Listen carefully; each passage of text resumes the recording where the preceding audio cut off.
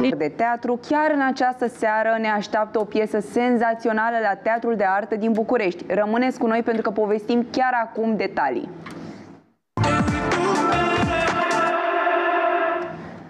Și o avem alături de noi pe actrița Oana Jidiceanu, care a și scris piesa. Bună dimineața, Oana! Bună dimineața, Oana! Bine te-am găsit alături de noi, și Oana. pentru prima dată la Monden Matinal. Să sperăm că nu pentru ultima. Bună dimineața, bine v-am găsit. Mă bucur că sunt în această dimineață alături de voi. Ce voce plăcută! Urmează un spectacol, zic eu, un spectacol foarte grandios de seară. Nu știu cât grandios, dar solicitant cu siguranță. Am văzut, e tur de forță și treci prin foarte multe stări. Este, într-adevăr. Și mă gândesc că este tur de forță, mai ales din moment ce este un one-woman show și asta aș vrea să precizez încă de la început.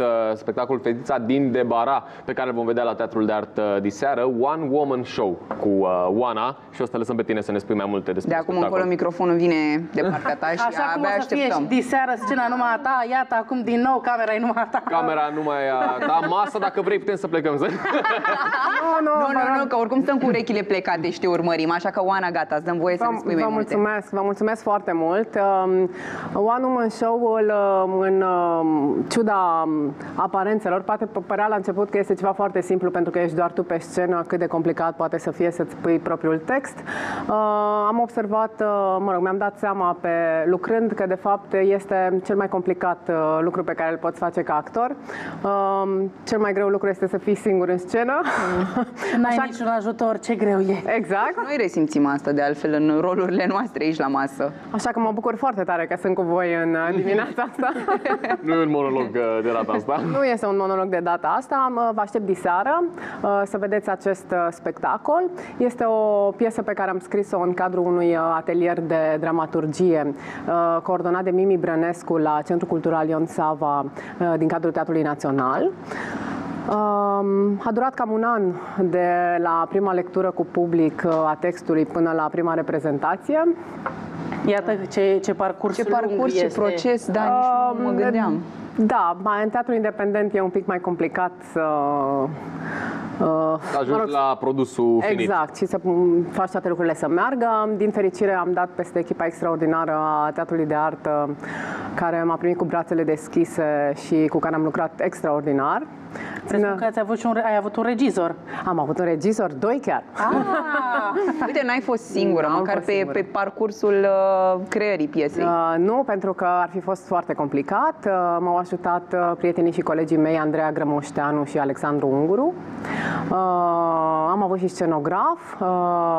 Soțul meu a făcut scenografia spectacolului și domnișoara Selina Colceru m-a ajutat cu câteva momente coregrafice din spectacol, pe care vă invit să le vedeți diseară la ora 8 la Teatrul de Artă. Da, sunt foarte curioasă. Până diseară la ora 8. Sunt foarte curioasă. Tu treci prin... Deci personajul are o evoluție de când este... Mentalitatea lui de când este mic până la maturitate. Cum faci chestia asta? Care-i povestea? Povestea... Cine este fetița din Debara mai exact? Directe detalii despre piesa din seara asta. Un pic incitante, dar nu spoiler. E cam greu să nu dau spoiler. Fetița din Debara este o fetiță pe care o cunosc foarte bine, adică povestea ei seamănă foarte mult cu povestea mea. Nu contează cât de mult. Am mai cosmetizat-o un pic, sigur, să fie un pic mai artistică. Pe alături 100%, câteodată deloc. Dar, iartă-mă, povestea. Este povestea acestei fetițe de la copilărie până la maturitate, până în prezent, să spunem, dar este cumva croșetată, ea nu este în ordine cronologică, ci este croșetată cumva pe axa temporală. Suntem odată în copilărie, odată suntem în prezent, odată suntem în adolescență. Și cam asta e. Dar firul conducător este parcursul vieții unui om. Am o întrebare. Cumva tu te-ai oglindit în această poveste? Adică e cumva o autobiografie?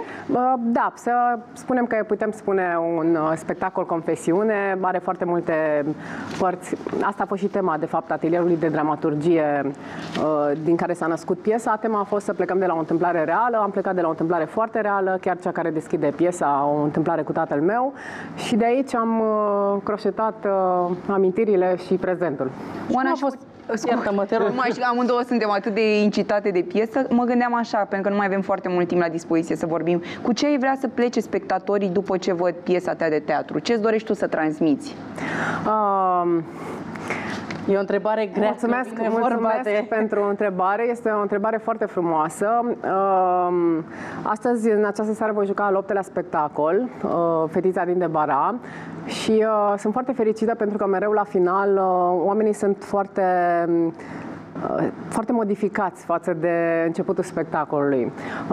Se trece prin foarte multe emoții și îmi place să cred, și după reacția oamenilor, dar și după mesajele pe care le primesc după spectacol, că oamenii pleacă cu mai multă dragoste și cu dorința de a-și îmbrățișa apropiații. Tocmai pentru că se regăsesc în povestea pe care tu o expui. E o poveste în care se pot regăsi aproape toți oamenii. Pentru că nu este ceva senzațional. Uite, cred că fix asta era informația care nu este un spoiler, dar care ne face, mă gândesc eu, să fim în sala Teatrului de Artă în această seară și să urmărim împreună Fetița din Debara. De la ora 8? De la ora 8, da. De la ora 8, Teatrul de Artă. Și Oana, îți mulțumim tare mult că ți-ai răpit din timp. Misiune că venim și te vedem în seara aceasta, Oana. Și eu vă mulțumesc foarte mult și vă aștept la spectacol. Mulțumim foarte mult. Mulțumim foarte mult. Noi acum mergem ușor mai departe și vorbim despre preparate de vară.